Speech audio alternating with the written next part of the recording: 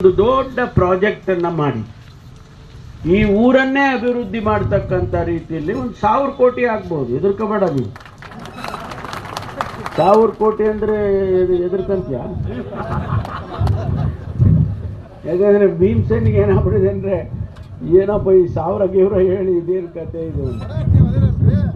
1,000 ಕೋಟಿ ಆಗಿ ಇದನ್ನ ಒಂದು ಇಡೀ ನಮ್ಮ ಬಾದಾಮಿಯ ಪಟ್ಟಣವನ್ನೇ ಅಭಿವೃದ್ಧಿ ಮಾಡತಕ್ಕಂಥ ರೀತಿಯಲ್ಲಿ ಒಂದು ಪ್ರಾಜೆಕ್ಟ್ ಅನ್ನ ಮಾಡಿ ಕೇಂದ್ರಕ್ಕೆ ಕಳಿಸ್ಕೊಡ್ಬೇಕು. ನಮ್ಮ ಹತ್ರ ದುಡ್ಡಿಲ್ಲ, ಸಿದ್ದರಾಮಯ್ಯ ಹತ್ರ ದುಡ್ಡಿಲ್ಲ, ಆಯ್ತಾ?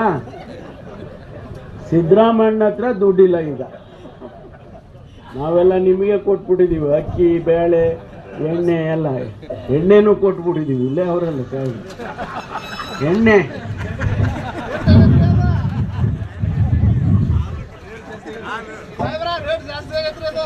1,000 ಕೋಟಿ ರೂಪಾಯಿ ಪ್ರಸ್ತಾವನೆಯನ್ನ ಕೇಂದ್ರಕ್ಕೆ ಕಳಿಸಿದ್ರೆ ಇದನ್ನ ರಕ್ಷಣೆ ಮಾಡತಕ್ಕಂತ ಕೆಲಸ ಆಗುತ್ತೆ.